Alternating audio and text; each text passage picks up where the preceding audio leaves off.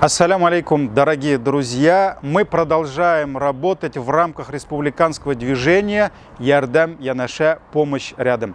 Во-первых, от чистого сердца всех благодарим за помощь, которую вы оказываете нам, вы нас поддерживаете. И любое обращение за помощью вы не оставляете без ответа. Вот буквально вчера мы написали обращение, попросили помочь нам с мусорными контейнерами приюту. И вы знаете, отозвались добрые люди аж с города Нефтекамск. Вот 450 километров нам едут мусорные контейнера. Всем огромное спасибо. С этой недели для приготовления пищи задействовали столовую мечети Закабанная. Пока будем готовить ежедневно 300 порций. Во дворе имеется огромный морозильник для мяса. Также для хранения продуктов, которые вы нам привозите, необходимо оборудовать склад.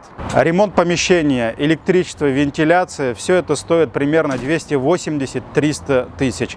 Мы предлагаем вам поучаствовать в этом благом деле. Отправляйте любые суммы, а лучше побольше, на реквизиты, которые указаны на экране. Дай Всевышний всем здоровья и счастья. Бирге булык, бердем булык.